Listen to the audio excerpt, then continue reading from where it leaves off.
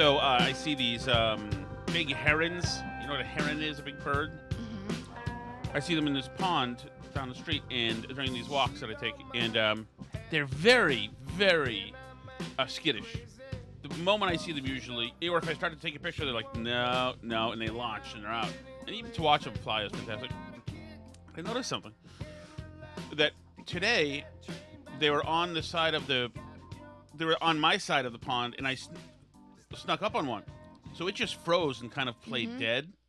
And I thought it was interesting, like the strategy is that okay, I can't make the long runway take off from here. If this thing is going to kill me, let's see if I can just hide in like in Predator in the mud. Mm-hmm. So it's very interesting. It gave me a chance because it was so close to take a look at it, which is a long way of saying that Tim Walz is a gay man and not really a hunter of birds. So, by the way, these stories, the Tim Walz had a little friend in high school stories. I don't know if Well, the latest. I mean, I don't know if I buy it from the sources it's coming from. I agree with you. I'm right there. I'm like. I need to see something a little more solid than this at this point in time. I agree with you. It's not there yet. Absolutely. It's not there yet. But it's more there than Christine Blasey Ford. Oh, yeah. I mean, that goes without saying. Or any of the Avenatti people or anything else. Like, if these were accusations against Trump, then obviously the left would consider this extremely credible. Yes. So far, this is sourced by Black Insurrectionist and Beheezy tweets. So we could use a little bit or a little bit more. But it's not there. But it is part in this whole hunting thing. Someone made a great point today. Is to have him hunting is one thing. To have him go out there and say, "I'm going to crush a Diet Light Mountain Dew Light," fine, okay. For him not to be able to load his gun, fine.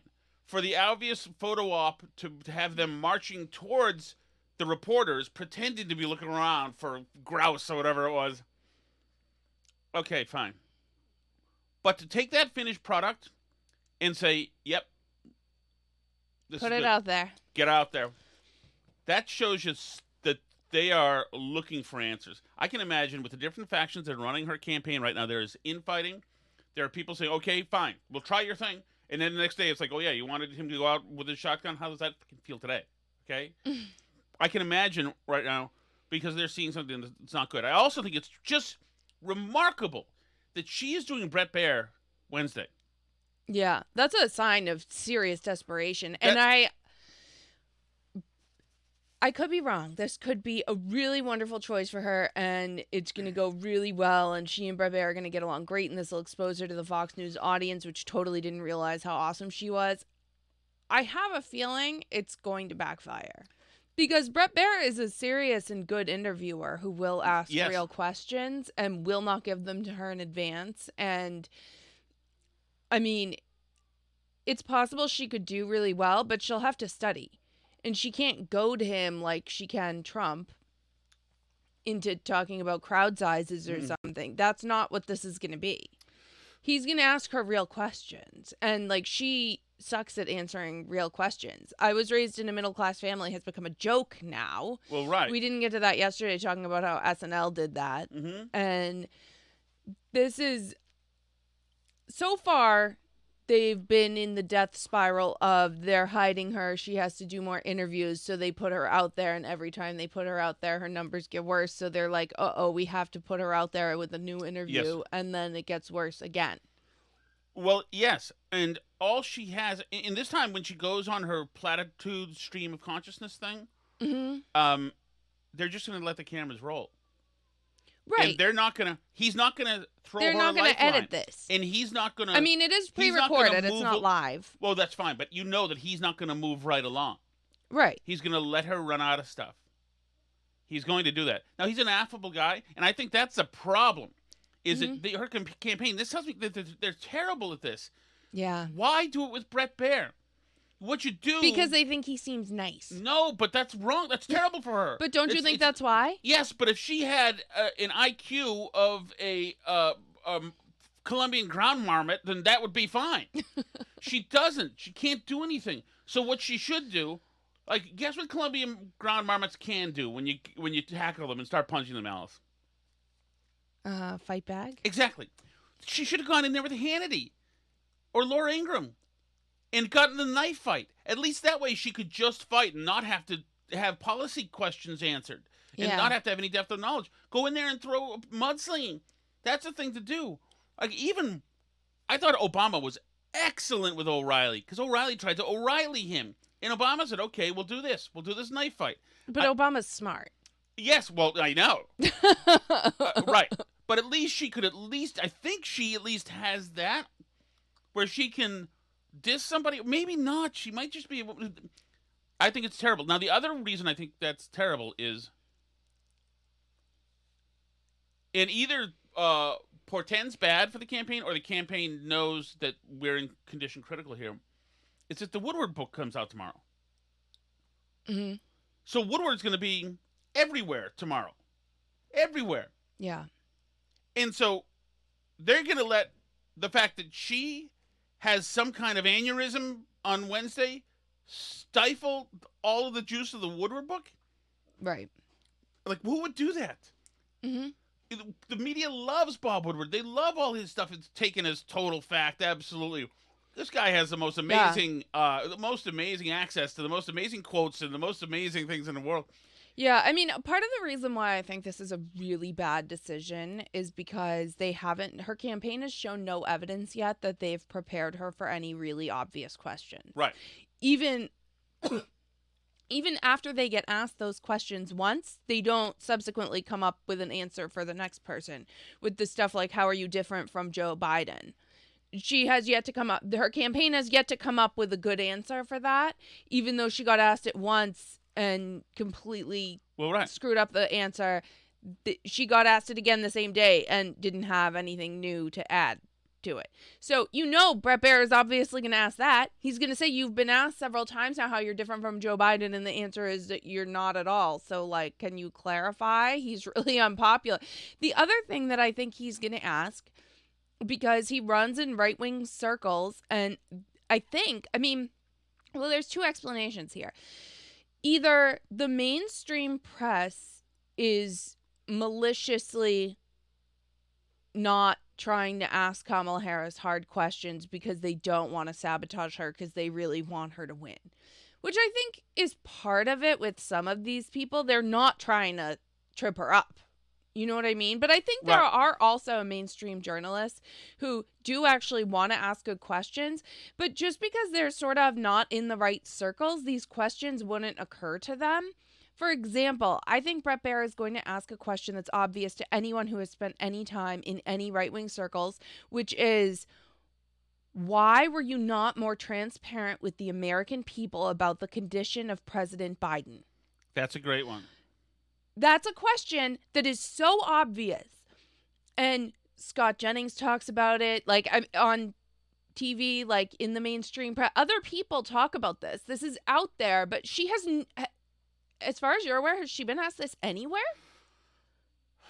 In a debate, they kind of almost went there. Yeah, but Trump was distracting everybody during that. So, but has she ever, like, one-on-one in an unscripted setting been asked why she wasn't upfront with people about the fact that Biden's not competent to run the country right now? But though I'm sure, I would think that she has a stock answer available, which she doesn't. You would think that, but you would think she would have a question, a stock answer available to, how are you different from Joe Biden, or why did you change your position on fracking, or do you still believe in single-payer health care, or any number of other really obvious questions that you would think she would have a stock answer to, which she doesn't seem to have.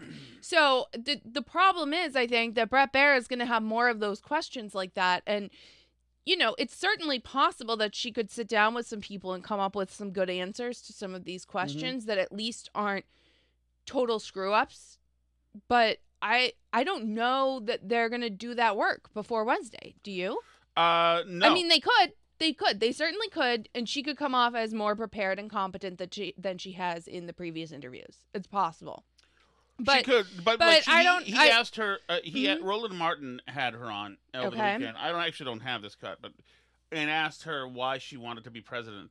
And I love this country. We believe in dreams and aspirations, and like nothing.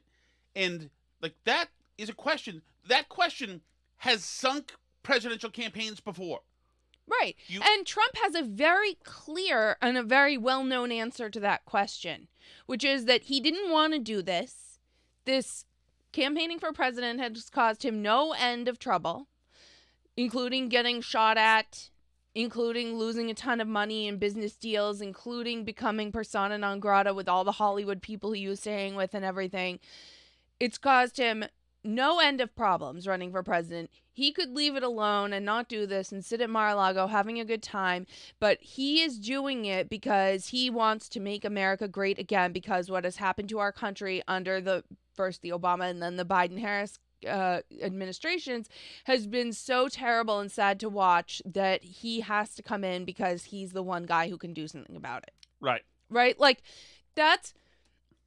it's an obvious, clear narrative. It's simple. It's easy to understand. It's backed up by real life circumstances. And he has a real answer to that question. But she doesn't have an answer to that question because she doesn't really want the job part of being president. Yeah. And I wanted to talk about what you were just saying about him sitting on the beach, because he's been using this recently. And there's something else that's brilliant about this. I could have been on the most beautiful beaches in the world right now. I could have been enjoying a life, the waves smacking me in the face, my beautiful mane of hair blowing in the breeze. No hairspray, no hairspray necessary. The most beautiful places in the world. I own some of the greatest clubs. I could have had the greatest life. But I'd rather be in Arizona with you and these people all day long, because we're going to make America great again. Right? You know what that does when he says that stuff? It breaks the rules, because wait a second, you're telling these people that you could be in a better place than where you are now?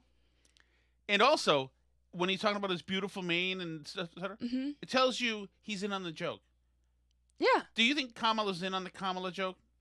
No, not at all. It shows he's got an awareness, and the fact that he lets an audience in, that's how you become a populist star.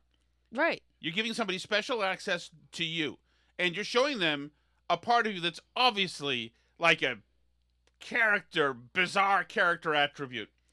Yeah. And you're having fun with it. It's amazing. She's got none of that. She's got no ability to do any of that. She has no ability to do anything. It's recently come to light that, in case you thought maybe she was smart enough to write her own book, right? She was not actually smart enough to write her own book. Many people have ghostwritten books. There's no shame in that necessarily if you're a politician or a celebrity. But the problem is hers is largely plagiarized, apparently. Yeah, she also had a ghostwriter, and the ghostwriter was also supposedly surprised by these. But I assume that's Kamala's part.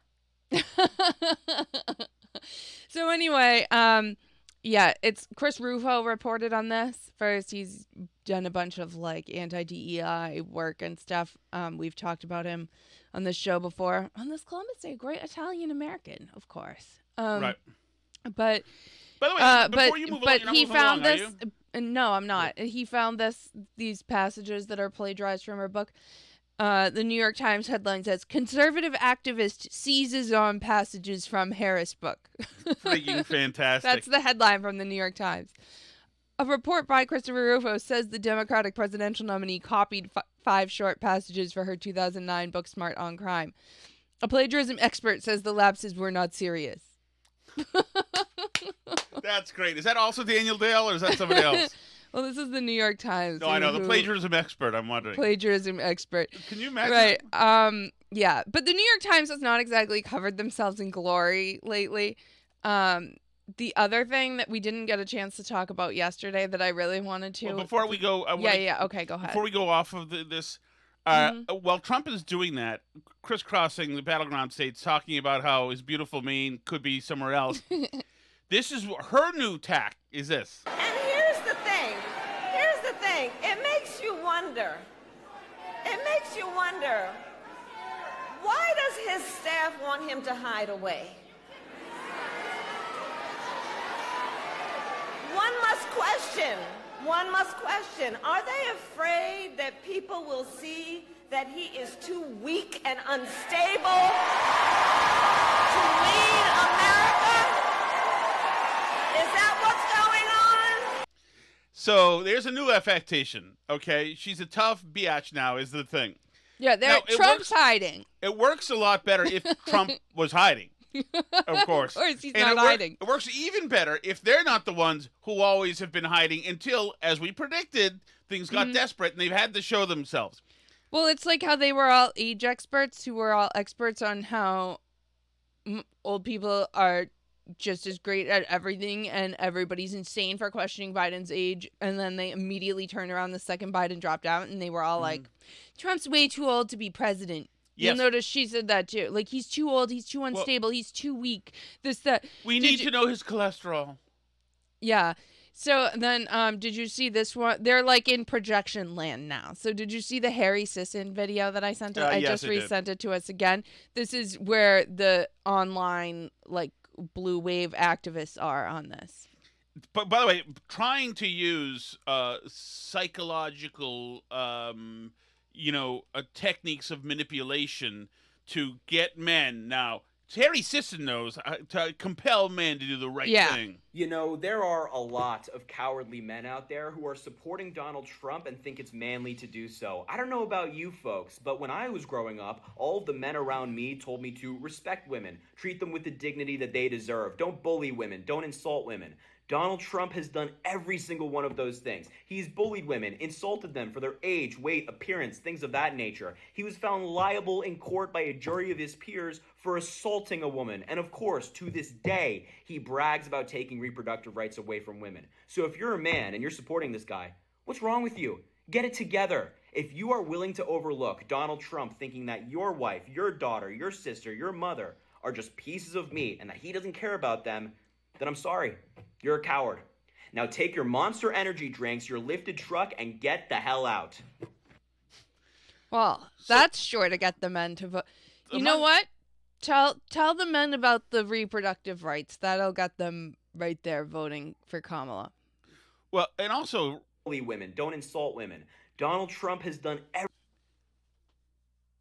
he's called women names. He's called, actually, real men among each other do all sorts of crude stuff. Yeah, they say all kinds of stuff about women. Yes. That's why the Access Hollywood tape thing was not as effective as they all hoped it would be. No. Because despite what Jake Tapper said, guys do talk like that. Well, yeah, and these were two dudes talking about how if you're famous, you get to have sex with a lot of hotties. I mean, like, not exactly. Right, which is... not news. And correct, which is probably true. And to bring, this Harry Sisson kid, when he was growing up, was like... 5 minutes Yeah. ago. He's not grown up. And why, once again... Like, why are they sending this dude out here to get the male voters? Yeah, you got... Okay, send them the very metrosexual, girlfriend abusing, chauvinist, misogynist first dude out there. Okay, we can't do that anymore. Send them the barely in the closet governor Walls out there. Okay, that's not working anymore. Put out a video full of pretty gay men telling how it's masculine to braid your daughter's hair. Yeah. So Tommy in New Hampshire says in the chat they've started to track down some of these guys in that video, and they're all actors. Of course, it's a produced video. They're all... This was just somebody's idea on her campaign. Yes. And the problem is the best they can do to appeal to men is Harry Sisson, apparently. That's incredibly bad because it's like, okay, where's the next total pussy we have? This one should do it. Like, I mean, it's bizarre because it just seems like I keep like waiting for the other shoe to drop with this campaign. Like, somebody competent is going to have to step in here. Like, ever since they didn't pick Josh Shapiro. Yes. I've been wondering, like, are they really? Could it be that they're really this stupid?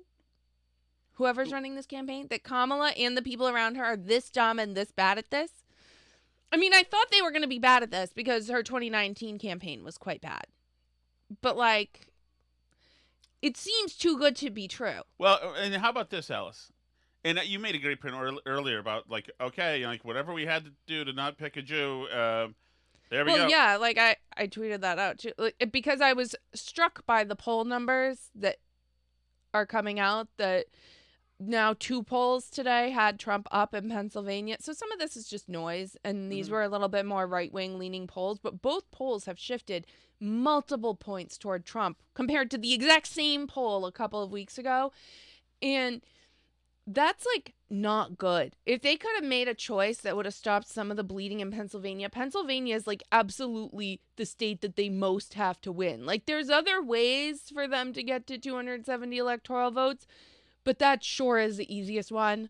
Like, that, it's so must win for them. It's astonishing to me that they have the popular governor of this state who wants to be on their team that they could choose, and they won't, just because he's Jewish and their party's so freaking anti-Semitic that would, like, upset some college students and Muslims in Michigan, and they can't, like, nope, we can't have a Jewish person on our ticket. It's not, no. Right, yeah. And so, like, I texted you earlier, so now for the Muslim Brotherhood in Detroit, Flint, Michigan, where all these jihadis live, so now you've, like, brought them Barney Frank as your running mate and expect them to like him. It's Yeah. like, okay, well thought. I will also notice that like, where is George Clooney on the stump? Remember? He was writing op-eds about Biden. Yep. How much he loves him and it's time to step aside and George all that Clooney, stuff. a guy who guys think is pretty cool. Yeah. Where is his buddy, Goodwill Hunting guy, or Matt Damon. or Brad Pitt, or, like, really doing, like, spots, commercials, ads? Yeah, like trying. Exactly. They have Bruce Springsteen. Guys like Yeah. Bruce Springsteen. That is true. I guess that's a good one. They've got him. But they're not like Megan Thee Stallion, I think, has been at more of their rallies than Bruce Springsteen has, right? Like, they're not necessarily working the Wisconsin swing voter angle here. No. But yeah, I do want to mention, while we're still on the topic of the, like, anti-Semitism and stuff in the Democratic Party right now and in the media and stuff, the New York Times ran this op-ed this weekend about all these doctors in Gaza and Palestine and how their hospitals are just overrun with all these Palestinian children who are shot in the head at point blank range with Israeli bullets. And they're all the IDF bullets and all this stuff, and, like, all these horrible stories, and all these doctors agree it's, like, so many children shot in the head, it can't be by accident. The implication being that the IDF just runs around shooting children in the head from 6 inches away everywhere they go. Now, to corroborate this op-ed, apparently they interviewed all these doctors. They included some x-rays from some of these doctors showing x-rays of all these children who are shot in the head. And I must have read the caption on this freaking image with all these x-rays like 10 times to make sure I was reading it correctly. To be like, this isn't just some kind of, like, graphic they're using to demonstrate, or some kind of, like, artwork that goes with the article. Because all of these images show a completely intact head with a completely intact bullet on it. Right. With no apparent damage, no exit wound, no entrance wound, no damage to the bullet. It's just, like, directly there. It's so bizarre. And the idea that somebody looked at those, like, I know the people at the New York Times don't know anything at guns, and I know this is in the opinion section, so, but it still gets fact checked. I mean, they wouldn't run Tom Cotton's op-ed. Do you know what I mean? Like, they still, and you worked at a newspaper, they still fact checked stuff in the editorial pages. The opinion section. Oh, God, of course. Like, you couldn't just say stuff that wasn't true. Like, these images are here, and they got put into the New York Times, the paper of record of the United States, really. Like, and they're like so obviously not what it says they are. The caption on the images says that these are images provided to them by these same doctors that are telling them all these children are getting shot in the head to show that children are being shot in the head. And they're like so clearly not images of children who have been shot in the head that I'm like blown away. And there have been a number of people on Twitter who've said like either I'm a ballistics expert and I know that's not what this would look like. There are so many people saying I'm a doctor and that's not what x-rays of people who've been shot in the head look like. Like, the idea that this was published in the New York Times like this with this story, like, is freaking insane. Mick in the chat says surgically implanted. Either it's surgically implanted or somebody was saying, like, they laid the bullet, like, under the image right, or something, like, to take the picture. This is not like it's not what they're claiming it is, and it's obvious to anyone with half a brain who looks at these images and says it. So like, what's wrong at the New York Times that they're running this stuff? Like, is it just too good to fact check? Yes, all the Jews are shooting people in the head. That seems right. No need to fact check the images. They must be real. Like, right? What's the question? I don't... But the New York Times is apparently run by insane activists now. Well, yeah, they are. Well, you know, the staffers, didn't they just have another revolt recently? Oh, did they? I think don't they even did. know. I mean, the staffers of all these places have just lost their freaking But, like, minds. what's the point of having a New York Times if it's inmates running the asylum at these newspapers? Their sports coverage, maybe? Actually, they farmed that out now to the daily podcast? No. Well, I guess maybe. The puzzle games. I like Connections like and those. Wordle. So maybe they should spin that off into a separate company. So, by the way, there's this... the left is losing it. Mm-hmm. And so they're having trouble containing. I'm going to have to go in about 2 minutes, but I'll leave Okay. this and you can finish up with the chat and everything. How much time are we into it? 25, 28, 27. Okay. Listen to Jake Tapper. He wants the truth to be something that it's not. He's with Glenn Youngkin, the governor of Virginia here. Why not just honor that 90-day period? Well, let me just first begin. It's anything but a purging program. It begins with someone identifying themselves as a non-citizen. This is about the election purging non-citizens. Right, they're getting non-citizens off their voting rolls in Virginia, and the federal government, the Biden administration, with Kamala Harris in it, who's one of the people in this election, is taking them to court because they're removing non-citizens from the Virginia voter rolls. And it's anything but a purging program. It begins with someone identifying themselves as a non-citizen. And I guess I would posit back to you, do you think that non-citizens, when they've self-identified as a non-citizen, should stay on the voter roll and therefore be in a position to potentially vote in a presidential election? I don't think any non-citizen should vote. How are they self-identifying? How does that happen? They actually tick a box that says, I am a non-citizen, or they do not answer the question that they are a citizen, and therefore they self-identify that they are not a citizen in the United States of America. And this is why this is so out of bounds in my mind from the Justice Department. They fully understand this.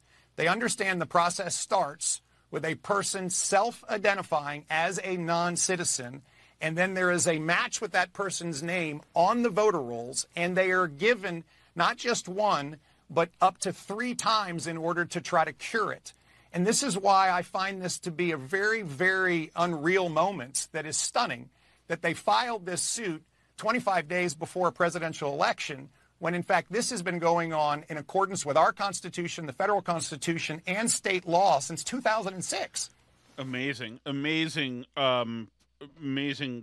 priorities there. That we're even like having these discussions now, like non-citizens voting, and it's a thing where we have to discuss it. Just freaking amazing. By the way, there's another one. I think if I can. Sorry, I just ran into this picture of this video of Tim Walz. I'll retweet it right now. Oh my god. Come on. Do we have to do this for much longer, really? Okay. I guess we'll all play along. Come on. Where's Mika? You know what? Forget it. Let's go to Tim Walz. JD Vance, who is in Minneapolis today. in front of the police station. First, I just want to say a little bit about what this building behind us represents. So you can see it's all boarded up. This is, of course, the headquarters of the 3rd Precinct, which was burned down. Burned out, I should say, thanks to Tim Walz's completely failed leadership. And, you know, talking to these folks behind me, I mean, these are law enforcement officers. A lot of them were here, some of them for many days when this was allowed to happen. And remember, during those riots, these guys were given up for dead. Their police chief told them to stand down, hoping that it would save their lives.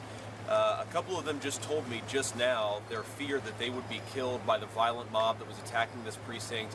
And the important question is, what were their leaders, in particular, what was Governor Tim Walz doing to keep these officers safe and to bring order to the city of Minneapolis? The answer was absolutely nothing. They described being left for dead by the person who wants to be the Vice President of the United States. And to all the folks who are watching this, I think the message is very simple. That do we want a kind of leader who stands with the law enforcement, who fights for them, who protects their lives as they go about keeping us safe? Or do we want someone who encourages rioters and looters to burn down this precinct, who leaves the officers for dead, and then a president who then bails out some of those same rioters and looters out of prison? I think we want the law and order president. We want somebody who stands with our law enforcement, and most importantly, who stands with the communities that depend on law enforcement, and that means we want Donald J. Trump as president. That's a good photo op to do, right in front of that precinct. That is a good photo op to do, because this guy stood by and left his cup. Freaking man, never trust Democrats to help you. And by the way, it's like never trust Democrats if you're a foreign country either. We DD'd from Afghanistan, did the same thing to Vietnam, and just like left the Cambodians and the Vietnamese to be freaking slaughtered. It's like, Jesus, does anybody we don't F over? Ridiculous. Let's see. I guess that's all I wanted to hit for the big stuff right now. Should we go to the chat? Yes, let's go to the chat. Let me check out the chat. The chat that Alice watches the whole time when I'm talking, and I am up. Yeah, hi Tommy. I love JD Vance. I find him to be the most talented politician I've ever seen. Guy is just brilliant. I know that he dodges some questions here and there. He's artful. He creates new narratives in new, interesting, creative, almost thought streams as well. I mean, his invoking yesterday of the Big Lebowski. It's like, come on, man, that's fantastic. That's brilliant. It's brilliant, and it's almost like he's almost a pastor in a way when he educates and tries to. The guy is freaking fantastic. I mean, there's still a chance that this unless this election is about just simply a referendum on abortion, and with some uneducated voters, Democratic men and Democratic women, that could just be it. You know, unless it's just on that, I think that Trump fans clean up. I think that this current administration is terrible. They've done so many terrible things. It's funny. I was at the gas station yesterday, filling up the car, and gas is under $3. And to me, it made me mad. It's like freaking. So this is what it was like 4 years ago. It was always like this 4 years ago. It was always under $3. It's like, how dare these people? You know, and then I'm sure they've emptied the Strategic Petroleum Reserve right now to give some relief, but. I mean, this is just an awful administration. I don't hate Kamala Harris. I think Biden's a bad guy with a bad family and just malevolent. But yeah, and I don't even hate Tim Walz. I know he's a socialist and he's got his interests, and it's a weird one, man. I knew of one guy ever, and people from my hometown will know this. I only knew one young, good, handsome man ever who worked with, who coached a team, and how do I say this? In other words, I don't think men should be doing intimate, even coaching with high school girls. I don't think so. I think that or boys, as a matter of fact. Well, no, they can coach boys, but like men shouldn't be. The coach should not be doing the gay straight alliance stuff with high school people. If he's a guy, he shouldn't be. That's suspect. Wanting to be in close. And there was a one young, good-looking guy who was in his 20s, I think, who was a coach of a team that was girls. And the word on the street when I was going to school was he was absolutely sleeping with at least one of the girls on the team. It's like, yeah, certain situations you just know. Like, why is Tim Wallace in there doing that? Tim Manilow. The thing is, like, was it ever a secret that Barry Manilow, who like came out last year, that he was gay? Was it ever a secret? Barry, I think you were safe to tell us, in about 1979. Man, I like Barry Manilow. All right, let's get to the shot chat, shall we? Okay, there it is. Oh, this might be a tiny shot chat. It is. Oh, by the way, all sorts of good Jamie Down Under. Oh, we've got a very saucy, attractive Burn Barrel listener who has her interest peaked in you and Jackson, by the way. Just so you know. Hey guys, Paul in the car. Hey, Paul. I'm really, really, really kicking myself for calling in and even discussing this topic because I told myself I wouldn't, but here we are. I can't help but find a very, very stark comparison between two people that call in on the chat and our two presidential candidates. For example, one who continues to call in and talk continues to sound worse, while the other one continues to sound better. So I'll leave that up to the group. And I feel so childish for even chiming in on this, but I couldn't help myself. I just couldn't. I heard Morgan call in. I was like, all right, screw it. Everybody's in, so I guess I am too. It's getting a little old, and I know I'm perpetuating it by calling in and talking about it, but just who cares? Steve from Merrimack, you rock. That's it. Uh-oh. Thanks, guys. Now, I'm getting that implicitly to mean that he's against Steve from Gloucester. Another good guy. And by the way, hitting Steve from Gloucester on his holiest of holidays today, Christopher Columbus Day. That is rough. That is rough. I am a Steve from Gloucester guy. I'm sorry about that. He is a tripe man like myself. And by the way, if you haven't had tripe, give it a shot. The texture might throw you off for a little bit, but it's wonderful. Go to Ralphie's in Salem, New Hampshire, who, by the way, have not earned their good, patriotic, family-run place.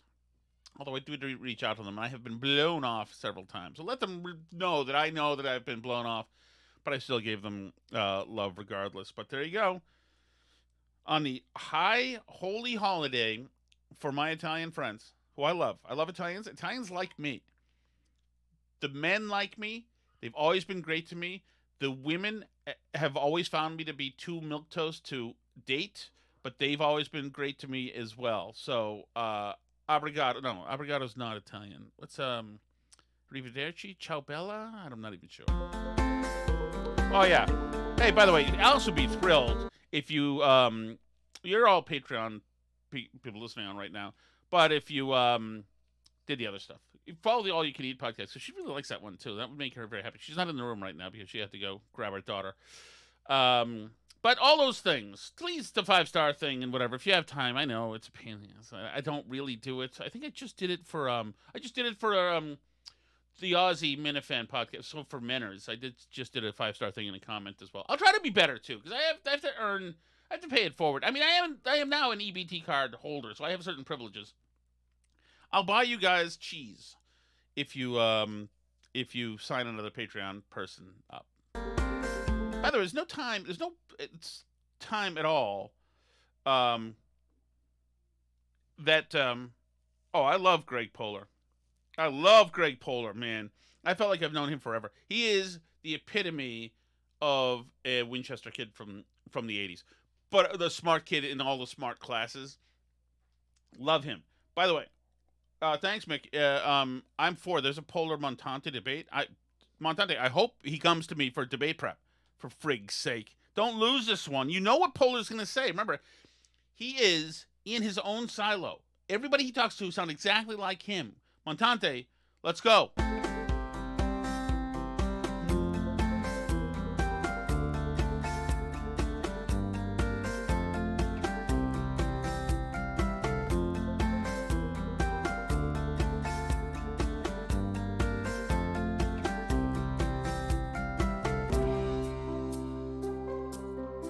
C'est la vie.